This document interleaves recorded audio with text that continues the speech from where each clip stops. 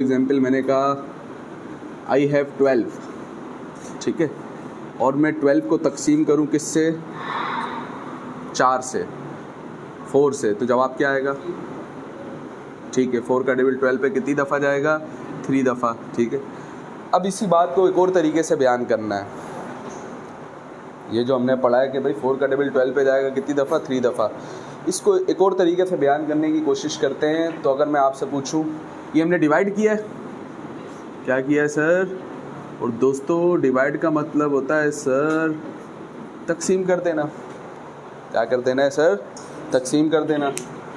तो इसका मतलब ये है कि अगर आप 12 लो और 12 को तकसीम कर दो, 12 को क्या कर दो?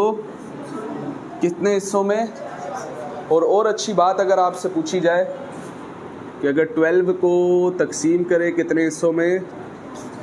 4 हिस्सों में। कितने हिस्सों में दोस्तों? 4 हिस्सों में तकसीम करें तो बताओ एक एक हिस्सा कितने कितने का आए और सारे हिस्से बराबर हो तो जवाब 12 आ जाए। कितने कितने के आएंगे सर? ये भाई 4 हिस्से 3-3 के आएंगे ना, ताकि इन चारों को अगर क्या कर दें, जमा कर दें, तो जवाब दोबारा क्या आ जाए। तो इसको हम पढ़ेंगे कि 12 को अगर तकसीम किया जाए कितने बराबर हिस्सों में? 12 को तकसीम किया जाए 4 बराबर हिस्सों में, तो जो एक हिस्सा आएगा, जो एक इक्वल पार्ट आएगा, वो कितने का आएगा? इसको पहला बराबर हुआ हिस्सा भी कह सकते हैं, क्योंकि इसके कितने हिस्से किए आपने? 4 बराबर हिस्से, तो 3 ही पहला बराबर हुआ हिस्सा है, ये 3 ही दूसरा बराबर हुआ हिस्सा है, ये 3 भी तीसरा बराबर हुआ हिस्सा है, यही 3 ही। समझ में आ रही बात? बड़ा टेक्निकल टॉपिक होने लगा, इसलिए फोकस करना है। अच्छा, अब दोस्तों अगर मैं आपसे ये कहूँ, अगर मैं अब आपसे ये कहूँ कि मैं इस 3 को भी अलग तरीके से लिखना चाह रहा हूँ, कैसे लिखना चाह रहे हैं सर? इसी में से निकाल के देख रहा हूँ, तो ज़रा गौर करना। मैंने क्या लिखा दोस्तों? ऊपर लिखा 1, नीचे लिखा 4। सर ऊपर तो 1 नहीं है, बल्कि क्या है? 12 मैंने साइड पे लिख दिया है। 12 1 जा, इसको मैंने ऐसे लिखा। बताओ ये क्या लिखा हुआ है? सर ये भी क्या लिखा है? 3 लिखा है। ऐसा कैसे 3 लिखा है? 12 1 से मल्टीप्लाई हो रहा है, लेकिन 4 से क्या हो रहा है? डिवाइड। तो बताओ 4 का टेबल 12 पे कितनी दफ़ा? तो दोबारा जवाब क्या आएगा? 3। ऐसा ही है ना? ठीक है। अच्छा, यानी हम चाहें तो 3 को ऐसा भी लिख सकते हैं, ऐसे ही है ना? फिर इस 3 को भी दोबारा ऐसे लिख सकते हैं। जी सर बिल्कुल लिख सकते हैं, ठीक है, सही है। तो एक बात अब आपने नोट करनी है, अब आप इसको 3 नहीं बोलोगे, हैं? क्या लिखा हुआ है सर? 3 तो लिखा हुआ है। ये भी क्या लिखा हुआ है? 3। मैं भी इसको 3 नहीं बोल रहा हूँ, मैं भी इसको कुछ बोलने लगा हूँ, तो आपने उस पर फोकस करना है और बताना है कि क्या सर मेरी कहीं भी बात सही है कि नहीं, ठीक है। मैं इसे बोलूँगा, हम इसे पढ़ेंगे सर 12 का 1/4 हिस्सा। क्या पढ़ेंगे? 12 का, इसे हम पढ़ेंगे, इस 3 को पढ़ेंगे 1/4, मतलब 1/4 ऑफ किसका? 12 का। किसका सर? सही है, ठीक है। अच्छा, अगर इन दोनों को जमा कर दो, इन दोनों को क्या कर दो? अगर हम इन दोनों को दोस्तों अगर हम जमा कर दें, इन दोनों को जमा कर दें, तो 3 + 3 6।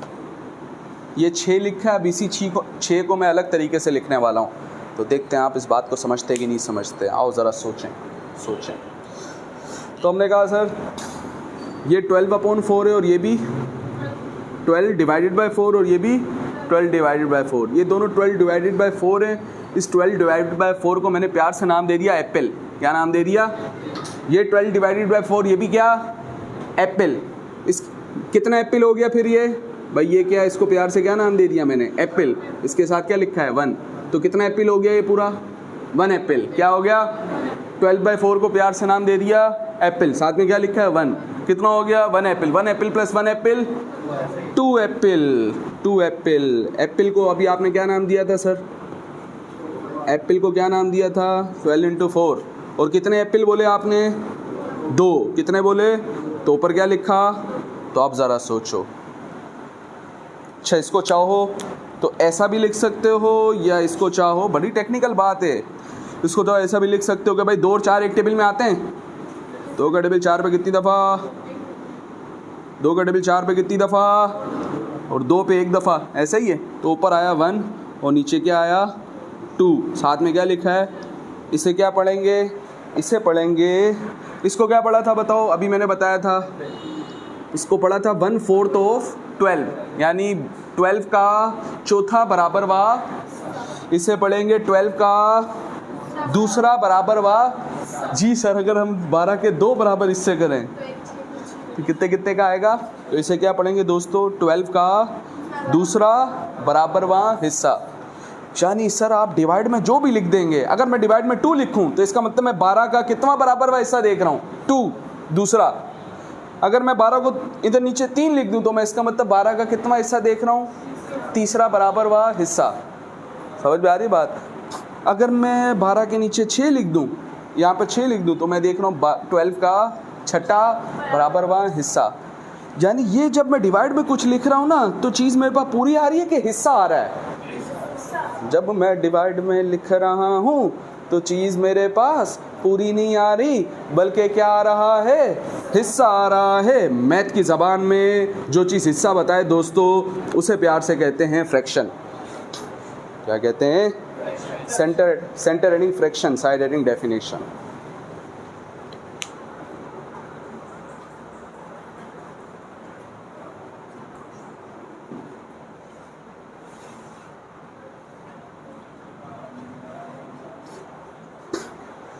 तो हम कितना हिस्सा देख सकते हैं बताओ, जितना आपकी मर्जी। 2 से डिवाइड किया, दूसरा बराबर हुआ हिस्सा। 3 से डिवाइड किया, 10 से डिवाइड किया, 50 से डिवाइड किया, लाख से डिवाइड किया, n से डिवाइड किया, nवा बराबर हुआ हिस्सा, जितना भी रख दो। और किसका बराबर हुआ हिस्सा देख सकते हो, लाजमी है 12 का ही देखें किसी का भी देख सकते हो।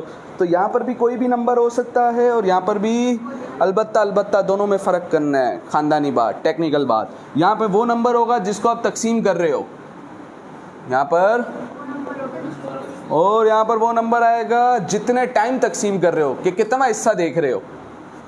कि अगर मैंने 2 से डिवाइड किया तो मैं 12 का कितना बराबर वा हिस्सा देख रहा हूँ, दूसरा।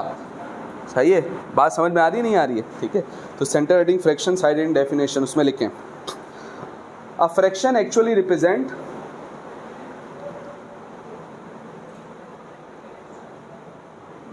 nth part of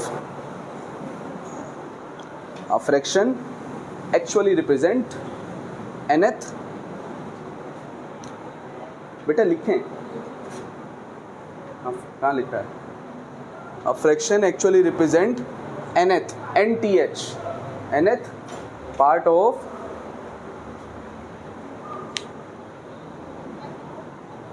whole quantity। whole मतलब सारी, भाई यही हमारा होल है ना। A fraction actually represent nth part of. तो दोस्तों अगर हम फ्रैक्शन की बात करें, तो फ्रैक्शन को अपने अपने हिसाब से तकसीम किया जाता है। अभी मैं जिस हिसाब से तकसीम कर रहा हूँ उस हिसाब से फ्रैक्शन है दोस्तों 2 किस्म के। एक कहलाता है बेटा डेसिमल फ्रैक्शन और एक कहलाता है नॉन डेसिमल फ्रैक्शन। सही है, ठीक है। फ्रैक्शन में इतना तो हम जानते हैं, चीज़ डिवाइड में आती है, सही है। तो अब बात ये है सर, डेसिमल फ्रैक्शन मतलब ऐसा फ्रैक्शन, ऐसी डिवाइड वाली वैल्यू कि जिसको सॉल्व करें तो जवाब पॉइंट में आए। ऐसी डिवाइड वाली वैल्यू सॉल्व करें तो जवाब किस में आए, तो कैसा फ्रैक्शन। और ऐसा फ्रैक्शन जिसको सॉल्व करने पे जवाब पॉइंट में ना आए, कैसा फ्रैक्शन, इसका जवाब आएगा विदाउट डेसिमल, विदाउट पॉइंट, ठीक है। इसका जवाब आएगा सर पॉइंट की फॉर्म में, ठीक है, सही है।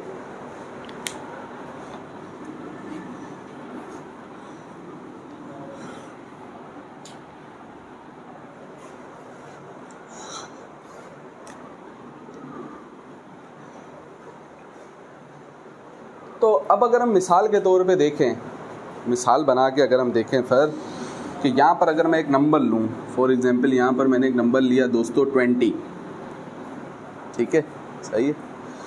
तो 20 का अगर मैं देखूँ चौथा बराबर हुआ हिस्सा। कौन सा हिस्सा देखूं? तो आप बोलोगे सर 20 को 4 से डिवाइड करेंगे तो जवाब आएगा 5, यानी 20 को अगर 4 बराबर हिस्से करें, कितने हिस्से करें? 4 बराबर हिस्से करें तो जवाब कितने कितने का आएगा?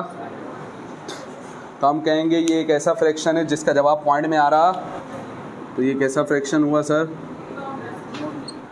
नॉन डेसिमल फ्रैक्शन हुआ। सही है, ठीक है, ये एग्जांपल हमने लिखी। इसी तरीके से दोस्तों अगर मैं आपसे पूछूं 20 लिखूं और 20 के 6 बराबर हिस्से कर दूं, क्या करूं? 6 बराबर हिस्से कर दूं। इससे पहले जो आपने निकाला वो कैसे निकाला था? तो आप चाहो अपने कैलकुलेटर से भी पूछ सकते हो। कैसे? 20 को 4 से क्या कर दिया? डिवाइड। तो जवाब क्या आया था? जो कि पॉइंट वाला नंबर के पॉइंट के बगैर वाला, पॉइंट के बगैर वाला। तो हमने कहा ये फ्रैक्शन तो है, ये क्या है? फ्रैक्शन तो है, लेकिन इसका जवाब पॉइंट में है। तो कैसा फ्रैक्शन है? अब ये एक फ्रैक्शन है, बताओ ये भी क्या है सर? एक। अलबत्ता 20 को 6 से डिवाइड करेंगे तो आपका कैलकुलेटर आपको जवाब देगा 3.333। चेक कर लो। तो इसका जवाब किस में आ रहा है सर? पॉइंट में आ रहा है। तो हमने कहा ये कैसा फ्रैक्शन है दोस्तों? बोलो ना भाई, डेसिमल फ्रैक्शन है। कैसा फ्रैक्शन है? डेसिमल फ्रैक्शन है। सही है, ठीक है।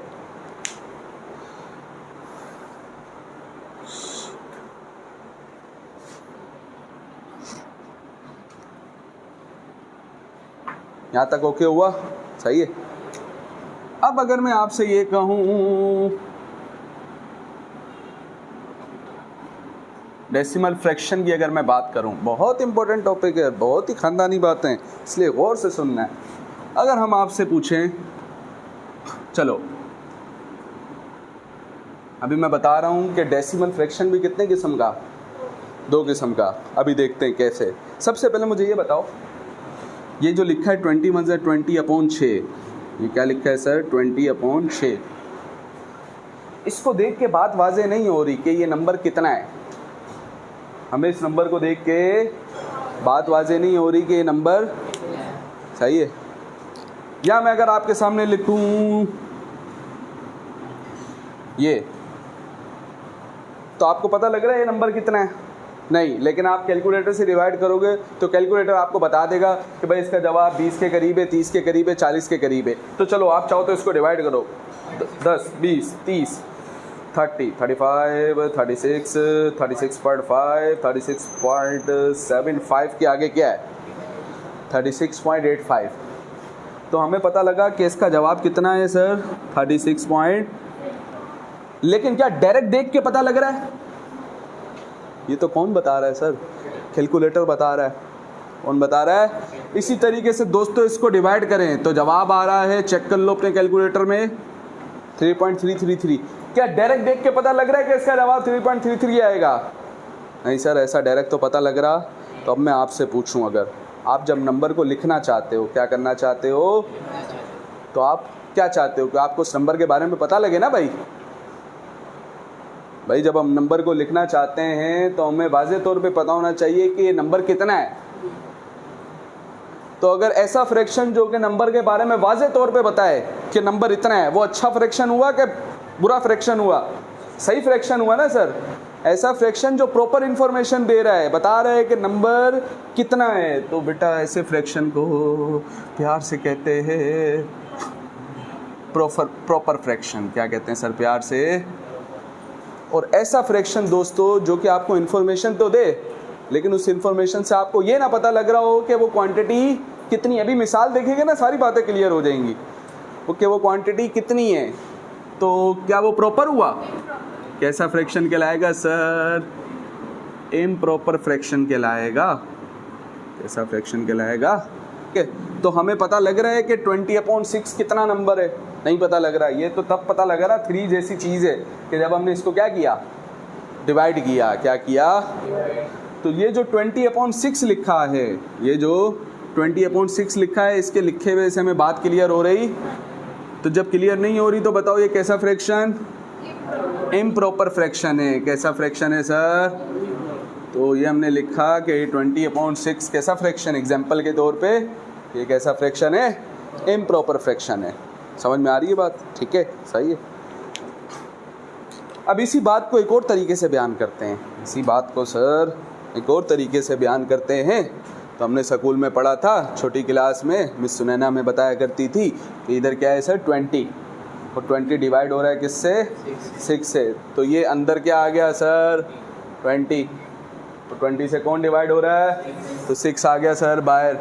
अब हम पढ़ेंगे सर 6 का टेबल, कोशिश करेंगे 20 तक पहुँचे या 20 के करीब पहुँचे, 20 से ऊपर ना जाएं।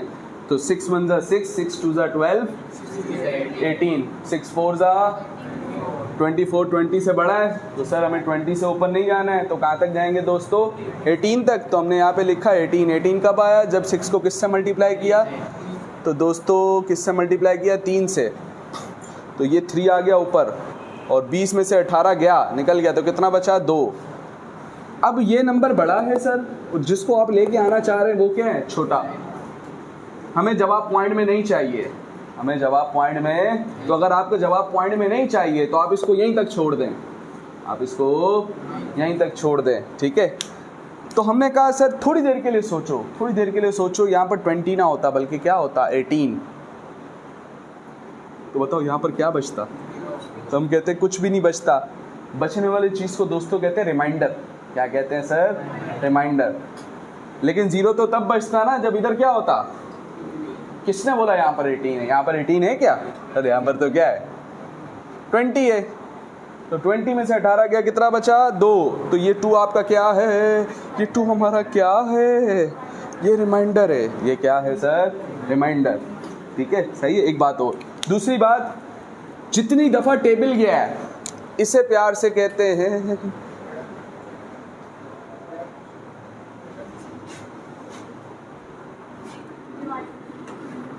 इसको प्यार से कहते हैं सर क्वोशेंट। इसको प्यार से कहते हैं क्वोशेंट, ठीक है। और सर डिवाइड कौन हो रहा है? 6। जो डिवाइड होने के लिए आया है, सर वो कौन है? 6। तो ये क्या कहलाएगा दोस्तों? ये कहलाएगा सर डिवाइज़र। क्या कहलाएगा? बात समझ में आ रही है? जो बचा रिमाइंडर, जितनी दफ़ा टेबल गया क्वोशेंट, जो डिवाइड होने के लिए आया था यानी जिससे डिवाइड किया गया है वो क्या कहलाएगा? डिवाइज़र। अब लिखने का तरीका देखो, अब इसको कैसा लिखें तो सुन लो, बड़ी ख़ानदानी बात। याद करने का तरीका भी बता रहा हूँ। नीचे वाली चीज़ को ले जाओ ऊपर, नीचे वाली चीज़ को कहाँ ले जाओ? ऊपर। तो नीचे क्या लिखा है? रिमाइंडर है। चलो रिमाइंडर वाला चला जाएगा कहाँ? ऊपर। जो चीज़ ऊपर है, जो चीज़ कहाँ है? ऊपर है, ठीक है। ऊपर वाली चीज़ को ले जाओ साइड पे, लेफ्ट पे। तो ऊपर कौन होता है? क्वोशेंट। ये चला गया सर कहाँ पर? साइड पे। जो पहले नीचे था वो दोबारा भी कहाँ रहेगा? नीचे। जो पहले नीचे था, मुझे एक बात बताओ, नीचे कौन था? जो कि क्या है? डिवाइज़र। तो डिवाइज़र पहले भी नीचे था, अब भी कहाँ रहेगा? तो याद करने का सादा तरीका क्या? जो पहले नीचे था दोबारा कहाँ रहेगा? बस नीचे वाला, ये जो रिमाइंडर है नीचे आया था वो कहाँ चला जाएगा? तो फिर जब ये ऊपर गया तो ऊपर वाला सही है। तो आप ज़रा देखते हैं सर, अगर हम अब नोट करें तो रिमाइंडर क्या है दोस्तों? 2। डिवाइज़र क्या है? सर डिवाइज़र क्या है? 6। और क्वोशेंट क्या है? 3। अब जब हमने नंबर को यूं करके लिखा है दोस्तों, ये जो आपने लिखा है 3 × 2/6, क्या लिखा है हमने? 3 × आप चाहो तो इसको ऐसे भी लिख सकते हो, 2 और 6 एक टेबल में आते हैं।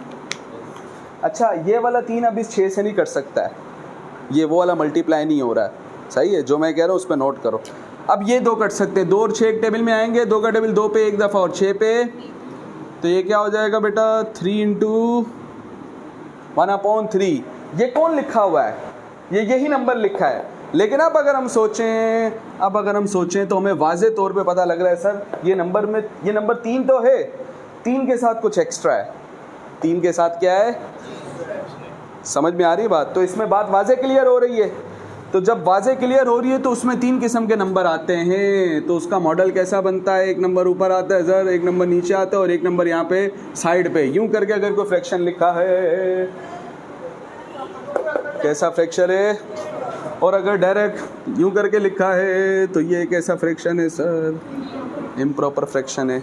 हम चाहे प्रॉपर फ्रैक्शन को इम्प्रॉपर बना सकते हैं, चाहे तो इम्प्रॉपर को प्रॉपर बना सकते हैं। ऐसा क्यों करते हैं सर? इसको देख के समझना आसान होता है, इसको देख के, लेकिन मैथ करना इसमें आसान होती है। इसको देख के समझना आसान है, इसको देख के मैथमेटिक्स करना आसान है। सही है, बात समझ में आ रही है नहीं आ रही है? ठीक है, तो अब मिसाल के तौर पे ये तो नोट कर लिया ना। अब अगर आपके पास सवाल हो, यही सवाल आ जाए, हमारे पास यही सवाल आ गया सर, 3 × 1/3, 3 × 1/3 मुझे बताएं क्या है, ये कौन सा फ्रैक्शन है? प्रॉपर है ना। हम इसको कन्वर्ट करेंगे, मुंतकिल करेंगे किस में, इम्प्रॉपर में। Convert 3 × 1/3 into improper fraction. तो दोस्तों इसका तरीका क्या है? इसका तरीका ये है, जो इधर नीचे लिखा हुआ है इसको इसके साथ करो मल्टीप्लाई, जो यहाँ पे लिखा हो उसको इसके साथ क्या करो, 3 3 = 9 मल्टीप्लाई करना है, जमा नहीं, 3 3 = फिर ऊपर जो चीज़ है उसमें जमा कर दो, ऊपर जो चीज़ है उसमें जमा, 9 + 1 और अपॉन में क्या है 3। ये दोनों एक ही चीज़ें हैं, ये दोनों क्या हैं? अलबत्ता अब ये कौन सा फ्रैक्शन है सर? इम्प्रॉपर फ्रैक्शन है, क्योंकि इसके साइड में नंबर। बात समझ में आ रही है नहीं आ रही है? ठीक है।